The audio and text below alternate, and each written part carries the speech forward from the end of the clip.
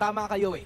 Pwedeng gumawa ng, kababalaghan kung ano man ang options ng Smart Omega, pero dapat bumagay din doon sa composition na meron ang Blacklist International. And now that Blacklist is on the lead, it's Smart Omega's turn to still stay at the red side kasi kaya nga nang nakita natin kanina, ang pinili ng Blacklist Suyu is the blue side at bakante ang Suyu. Zushin pa rin ang pipiliin ng Blacklist as their first pick, pero itong naban na Cho kanina is now available at Ling Ling pa rin. ang makikita natin mula sa barangay. Suyo. Classic na, Ling pa rin na nilabas. Pero ang tanong dito ay magsusuyo ba ang Blacklist International? Considering na open ito and medyo hindi pa natin nakita. Again, naban siya nung Game 1 at napaka-aga pa lamang natin sa playoffs para i-judge. Kumaga, marami pa siyang pwedeng makitang games si Suyu dito. Pero Blacklist International again, binago din na yung variation. They keep on getting the alpha on the side of Blacklist International. And nakinagandaan dito kasi may revitalize holder din yung Blacklist ngayon. Nandiyan yung Hylos. We don't even know if that's gonna go on XP or Roam. Pero ang isa sa nakakatakot dito na ginagawa ng Blacklist na certain priority yung Jusin para sa lineup nila. Last time na nakita natin yung Jusin, nasa last pick yan. First time natin nakita na nag-first pick si Jusin actually, NACT pa yun. Last week. Kakaiba, no? And at this point, I think si Haji, bukod sa Zushin, ay kilala na rin natin na magaling talaga mag-Luyi. Pero parehas ng Luluyi itong dalawang team, pero parang hindi na napapansin sa serye na to. Hindi ko alam kung parang pinapatagal lang ba nila, niluluto lang ba nila ang serye bago ilabas ang hinaing Luyi. But this time, Eve ang magiging lock-in against Zushin. Alam ko hindi pwedeng iangat yung Eve habang nag-uulti. CCM yun siya, pero kapag technically pumapasok yung passive and hindi siya nakakapag-cast ng spell. So, ang kinagandahan dito is meron silang way to counterbalance yung aggression na pwedeng ilabas ng Jusin. And also, hindi ganun kasaya yung Alpha kapag ginamit niya na yung Spear of Alpha. Dahil pwede siya makulong sa RWM dahil masyado mahaba yung real-world manipulation. Pero sinabi mo pa rin. Dahil, sinabi ko dahil mahal na mahal mo ang tama NBA. Para lang pag first mention, real world manipulation. Mga next mention, RWM. Nag-zone out ako ng slide. Pero sige, balik na tayo dito. At this point in time, if you are Blacklist International, there's really not a lot. Actually, yung Smart Omega nga yung tinitignan ko dito kasi yung Eve, parang dumukot na naman sa bag itong si Coach Lembot at si Coach Snap. We're no longer gonna be seeing the Alice and the Mia, pero nawawala pa yung gold lane at nawawala pa rin yung EXP. Maybe a Cho could go to the EXP, maybe not. Feeling ko nga, ang ginagawa dito ng Omega, binibait yung Hari, tapos kunin nila yung Lunox last pick. Again, very favorite actually ni Jomian. Very Nung possible. week 7, yung Lunox gold lane. Parang yun nga, Actually.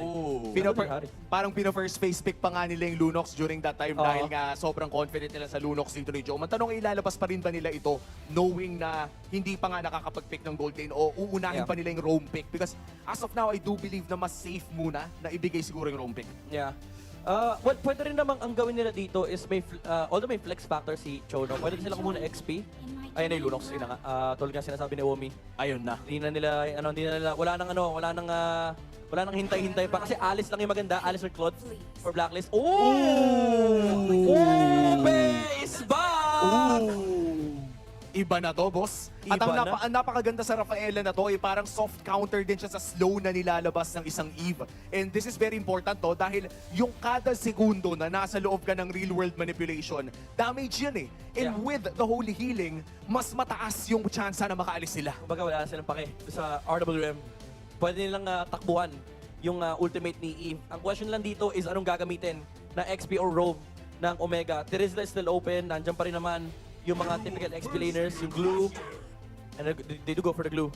Para lang doon sa Bruno, I think. Wow.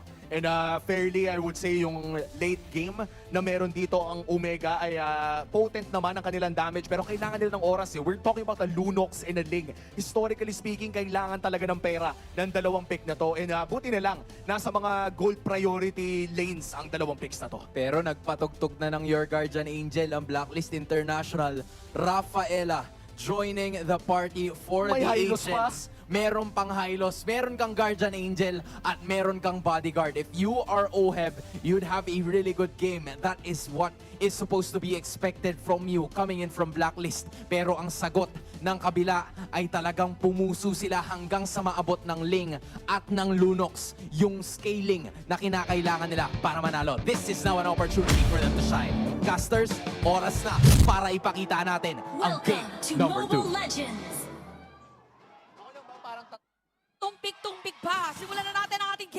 again, Blacklist International laban sa Smart Omega, Ate Mo Chantel, and Brigida pa rin para dito sa ating laban. And Brigida, naglabas na naman ng mga kakaiba ang ating mga players at mga teams. So unti-unti na nating nasasagot ang ating teorya na ito na ang gustong dalhing code ng Blacklist International papasok dito sa playoffs natin na kahit pa sabihin nating ramdam mo from Smart Omega na gusto rin nilang sabayan ng sorpresa ay parang mas nakabibigla no yung commitment ng Blacklist dito sa so-called or style ng ube na dinadala nila ngayon. Oh, tsaka kung mapapansin natin na naka-basic common emblem, dalawang heroes from Blacklist International, and a lot of respect dito sa show ni Chakno. 1, 2, 3. Oo, kasi revitalize yung isa. Baka malito na naman tayo. Tatlo yung naka-purify. And kung ikaw dito si Chakno, parang kailangan muna merong kahit isa na ma-force dito from anyone yung kanilang purify para talagang ma-penetrate yung players dito ng Blacklist. So medyo magiging mahirap somehow para dito sa Omega kung paano ipo-pull off yung sabihin na natin one CPA play that Yep. they can do. And at least ngayon ay mas may reliable sila na pang-backline which is nga si Anorio on this lane. Pero speaking of, si Ryota, makakatakas ba rito? Off-cam kill muna rin kay Haji pero sakto, trade din agad para sa Blacklist International taking down Ryota dito sa top lane. Oh, grabe yung training ng mga players natin, pero top lane nakakabulin agad. Si Lord JM biglang dumating yung mga players dito na Omega. Lord JM is gonna be down sa kamay dito ni Antonio. Sa sobrang ma-action ng early game natin dito ay hindi kaya ta pwede mag-recall kung saan-saan. Magtago daw. Kailangan doon ka talaga sa pinaka-safe na pwesto ng mapa. Kasi if not, parang may biglang dadating nga from the other players or nung ibang team kasi map awareness na talaga to. Lahat ng mga pwede mong i-grab na opportunity ay gagrab mo na talaga. Tapos sa may bottom lane natin, may sariling laban din si Jom tsaka si Oheb. Ramdam ko yung mecha legs dito Oo. ni Oheb at hindi pa siya sinasamahan sa lagay na yan. Pero nakikita natin ang kanyang dominance dito sa laning na meron sa early na Blacklist International kontra sa Omega. And dito tayo magtutuon ng pansin sa paparating na turtle. Kasi binanggit na ng Infinix Game tambayan natin dito. Grabe naman ang dami mong bantay. Pero sa ngayon, hindi si Oheb ang binabantayan. Sina MP The King. Ang todo binibigyan ng espasyo para wala nang makalapit at sa kanila mapupunta ang kauna-unahang turtle. Oh, malinis at wala nga nakasilip dito from the side of... Wow! Wow! Okay, so nakita natin dito si Oheb na naka-solo kill.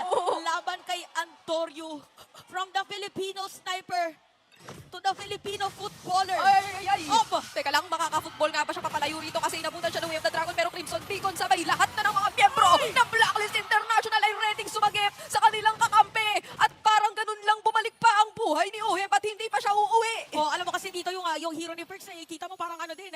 Parang si Nurse Jenny sa Pokemon, hinihil lang din niya. Si Oheb nung time na yun. So after mo mag-training, parang nare-recover agad yung Mega Legs. Dito ni Oheb, and yung sinabi kanina ng mga kasama natin from Infinix Game Tambayan na may movement speed ka, Yep. yung longevity mo sa teamfight ay nandoon, nakakapag-rotate agad on other areas of the lane. Yes. At dahil sa kill na yun, by the way, ni Oheb ay lamang na siya in terms of gold. At saka gusto ko yung nakikita natin dito na rotation mula kay Haji and Perks na parang hindi mo sila sobrang napaghihiwalay kasi parang nami-minimize dito yung threat na makakahanap si Andorio ng mag-isa lang na nag-clear sa wave which is si Haji. At kapag ka nagro-rotate sila ng sabay sa bottom lane na ma-maximize dito yung potential talaga ni Oheb na lalong mag-dominate kontra sa kanyang katapat. And even si Chakno nga ay dahil ganun yung nagiging setup ay hindi rin naman sobrang makahanap ng mga ganoon ka-efficient na setups. And speaking of, mukhang si Haji pa nga yung nauuna rito at gustong mag-setup. Kaya naman babalat din pa si Chakno rito kasi medyo nasasaktan siya doon sa passive na meron dito si MP The King at makatakas naman siya with the real world manipulation pero nandito si Andorio at hindi pa siya makakakuha ng trade kasi nababalik lang yung buhay ng mga members ng Blacklist. Oo, talagang holy healing ang sagot dito ng side ng Blacklist International. Kaya 1K goldie na sila para dito sa ating game. And even yung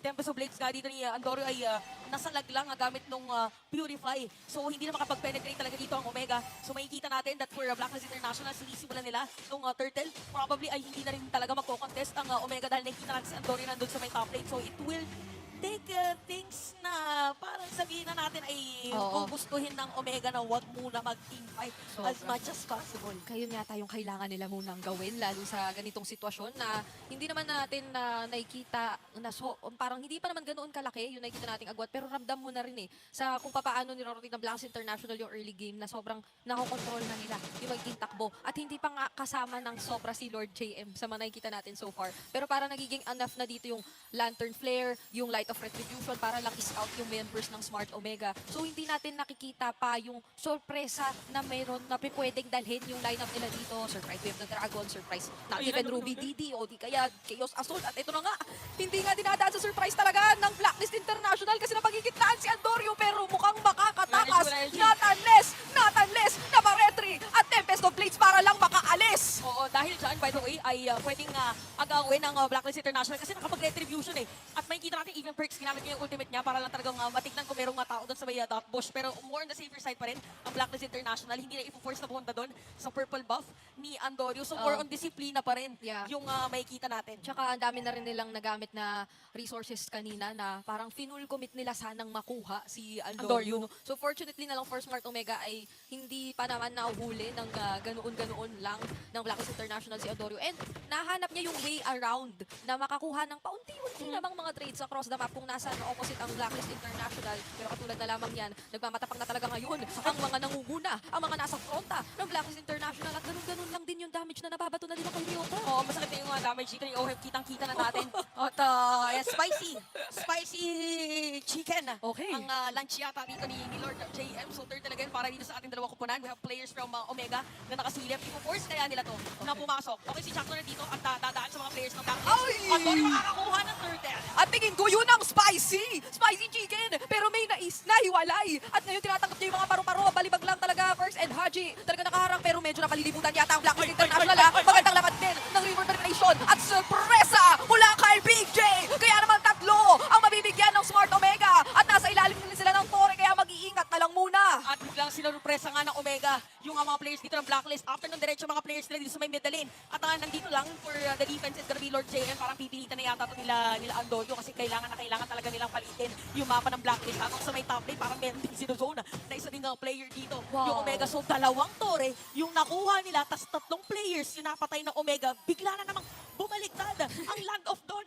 Kung nakikita nyo lang yung mga action dito ni Ate Washantel ay pumapaikot-ikot na siya sa upuan pero sobrang props talaga doon sa naging play ng Smart Omega particularly mula kay Andorio na bukod sa minanage yung mga traits na pwede nilang kukunin paunti-unti in the early game, may level gap na nag-exist pero na panalo pa din niya yung retry steal doon sa objective. So nagtuloy-tuloy na doon ang bawi ng Smart Omega. O, tsaka ang ginawa nila kanina, or specifically ni Chakno, sinipa na niya papalayo si Hachi. Parang wala na siyang mabitbit. O, kanina pa kasi bumibitbit si Hachi na mga kakampi niya. Sinipa na lang niya papalayo, parang wala na pang zone against them. Probably yung na-decipher ng side ng Omega as part of their strategy para matalo nila yung Blacklist pagdating sa team fight.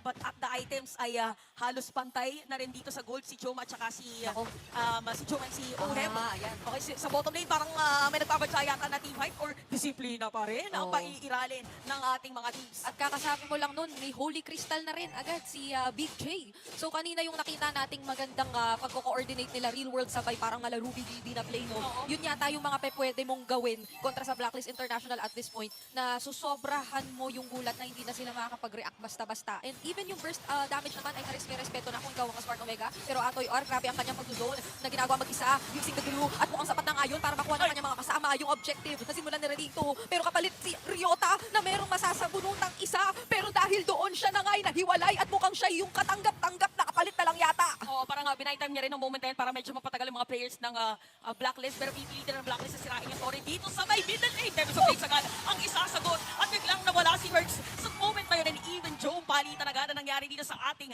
dalawang teams. Masakit-sakit na yung first din dito pero naikasa pa naman last minute yung healing at hindi naman nabigyan yung ibang members ng Blacklist International pero sila ngayon ang maaatasan na dumepensa. Pero dahil nga magsasama-sama na sila, mas likely na siguro nating makita na ingatan rin ng Smart Omega yung mga engages na gagawin nila kasi still meron namang Glorious Pathway, merong Light of Retribution. O kung hindi man pantakas, ano yan pang slow din yan inasin pag napagsabay mo ng maigi kontra sa Smart Omega. Yung Will of the World, pagka nag-bounce-bounce na yung bola dito ni Oheb ay medyo mawawalan yung defense ng side ng Omega. Pero parang nakikita natin for Omega, talagang mailap sila sa team fight. Yes. That's one. Tapos, dahil hindi sila nagti-team fight, napo-force nila na makuha yung mga outer turrets ng side ng Blacklist. And every time na pupunta yung Blacklist dun sa mga lanes na yun, wala na sila. Nakaalis na sila. Kanya-kanya palang disiplina ang pinapairal ng mga teams natin dito so far. And 10 minutes na tayo into this game. Pero 12 kills pa lang ang Ayun, nagaganap para sa... Hindi ko alam kung ito ba complete opposite nung nakita natin kanina. Parang ano sila ngayon medyo kalmado na sila. Yung una kasi parang talagang pinakawala na lang, nagalit na silang lahat. Oo. Build up ba to? Rotations na paunti-unti. Dito pa lang ilalabas yung yung pinaka-plot. Mamaya pa yung climax. Pasabog ang gustong mangyari dito ng mga teams natin. And we also have to remember, by the way, na even for these two teams ay sanay din sila sa late game. At Ay, mataas. yes. Di ba last time nung naglaban din sila parang 50%, 60% yung defense. But for Omega, mataas yung win rate nila sa kanilang kinatagang Omega timers nga. Actually, anong mga nakagawian nating makita from these two teams talaga, yung capability nila na kahit paano ilaban kapag na-extend na ng sobra. So, ngayon na parang papunta na tayo dun sa punto na hindi naman Sa malabo exciting part. sa exciting part, medyo mapapatagal yung laban. Inaabangan ko na kung ano yung mga magiging movements dito ng magkabilang kupunan. Kasi for Blacks International, medyo given naman na gusto talaga nila magsama-sama. Ngayon pa lang nga, nakikita naman natin yung ganoong klase ng approach nila. Pero for Smart Omega, na nakakapag-scale na rin si Andorio kapag ka nakahanap siya ng isa. Pwedeng ma-force agad daw na makuha yung or any spell or skill ay pwedeng magamit na agad or ma-force dito nga ni Andorio. By the way, nung nakita natin yung item niya, parang meron na siyang Berserker's Fury.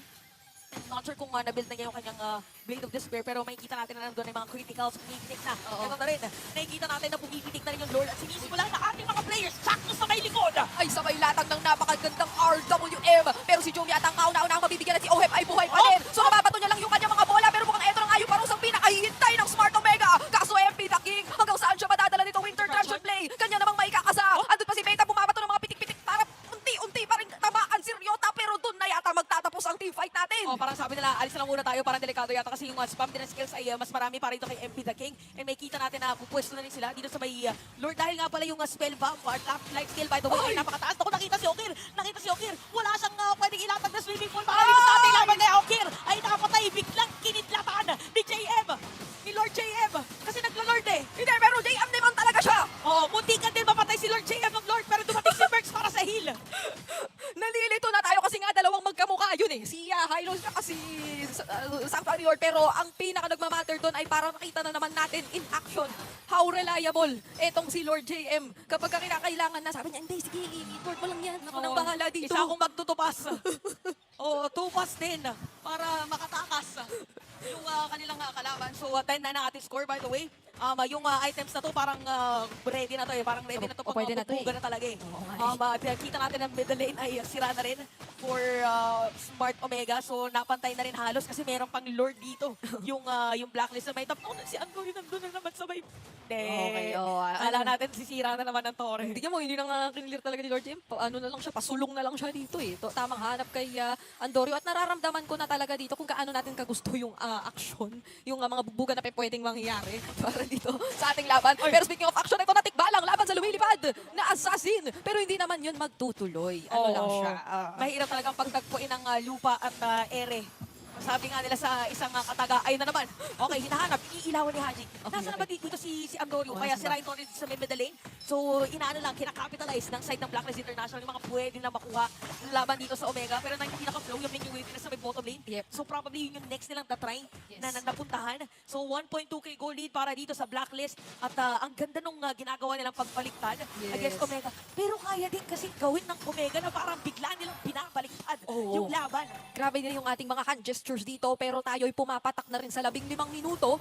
So kung ikaw talagang Smart Omega, gusto mo lang naman tong patagalin pa ng kaunti at hindi naman binibigo ni Andorio ang kanyang mga kasama dito sa mga pag-iwas ng sabay-sabay na waves, kumbaga, para sa side ng Blacklist International. Meron silang mga kinakailangang isipin pagdating doon sa ganitong mga pagmamanage. And nandito naman na tayo sa puntong ito na parang pwede tong i-capitalize ng Smart Omega kasi malakas naman talaga yung global presence na meron sila, given na meron silang isang link. Pero for Blacklist kasi, expect mo nga na kailangan may pagsasama-sama kayo na gagawin. Oo, tsaka ganyan yung nangyari, ganyan yung place nila. Para si Haji literal na meron siya lantern, iniilawan niya na okay, clear.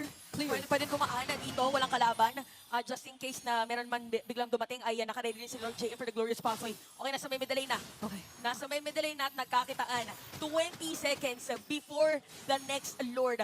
Probably, yun yung maging last team fight natin. Or depende kung madedepensahan kung sino man ang hindi makakakuha ng Lord. Yes, ano na tayo pa 18 minutes na tayo rito Pero if anything for Smart Omega, parang dahil sa sobrang daming ways ng Blacklist International talagang mag-check, mag-scout, hindi na siya pwedeng isa-isa lang na magiging play. Kung ikaw yung Smart Omega, parang yung nakita nating naging successful one time, yung naging sabay-sabay talaga sila doon sa paglatag ng real world, panggulat with the Chaos Assault, tapos maging Way of the Dragon. Mapo-force out mo yung ilang mga spells and yung mga important and yung mga resources dito ng Blacklist kapag sobrang magulo na ang mga kaganapan dito. Speaking of resource, walang purple buff si Andorio. So, yun din yung reason kaya hindi din binibitawan ni Atoy R na yung Lord. Kasi kailangan ma-reset, kailangan na mas maganda sana na meron mo ng purple buff. Pero medyo tricky siya. Yeah. Kasi what if, kung biglang pumunta yung Blacklist, i-force nila dito si Andorio na gamitin yung retribution niya.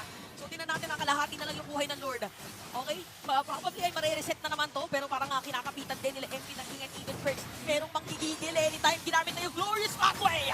Naku, wala ng immortality para kay Chuck Pamba at wala pang na-force out na battle spells para sa Blacklist International. Pero ayun na nga yung panggugulat na gagawin dito ni Joe. May papasok na rin si Antonio with the Tempest of Flames. Si Oheb pa nga ang kauna-una ang mapapatumba. And with the 4 blades ay si Lord JM pa nga yung isinunod niya. At ngayon ay natanggalan ng dalawang miyembro ang magkabila. Ang kupunan is magka-out na ba sila?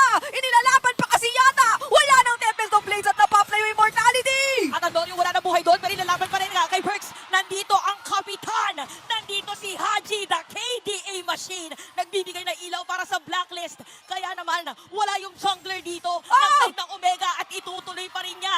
Itutuloy pa rin niya na palayuin si Okir. Saan ka daw pupunta? Hindi niya tatagtanan dito at umabot na nga rin si Perks. At siya pa ang makaka-last hit dito. Habang tamang depensa lang mula rito kay Atoy R. At naiangat nila ng sobra na bawasan na yung base. Pero maski maging yung Lord na kuha ng Blacklist. Okay, so ang dami nakuhang objectives dito ng Blacklist at kamutikan pa nga yung base. Kaya pala ibang mga players hindi na nakapag-contest laban kay MP the King nung kinukuha niya yung Lord. So control-wise in terms of teamfight, parang ang isa yata sa pinaka nagiging, or hindi isa parang siya yata yung pinaka nagiging masakit sa ulo Oo. ng Omega is yung lantern flare Yep. ni Haji. Yes. And kanina ay kita naman natin yung pagka-focus ng Smart Omega dun sa targets na gusto nilang i-take down. Ginulat na talaga nila, yung flicker ay kinumit naman nila doon sa mga nasa backlines and naging successful sila kung yun lang kasi natanggal naman si Oheb. Pero ang nakaligtaan na naman nating pansinin ay nabubuhay pa rin sa kabila ng lahat si MP the King. At siya ang crucial din naman pagdating na sa mga ganitong klase ng objectives. Oh, speaking of objective, kukuha na rin may middle lane. May setup yata na gagawin dito sa side ng Blacklist International. Mapapaangat at mabubuhat si Chakno. Naku, hindi na yata sila makakahanap ng setup dito. Tamang latag lang ng real world manipulation para makontrol yung kaguluhang nangyayari dito sa top lane. Pero hindi na to papansinin ng Blacklist International. Nakapag-pull down na naman yung Spear of Alpha. And si Joe pa ang susunod na mga maalam dito. Isama mo na rin si Atoy R. Kasi ang Blacklist International kumatok na naman sa base. At maging game number 2 ay mapapa sa kanila. Isa na lang ang inaantay ng Blacklist International. Isang napakagandang laban na naman or napakagandang performance ang ating nakita.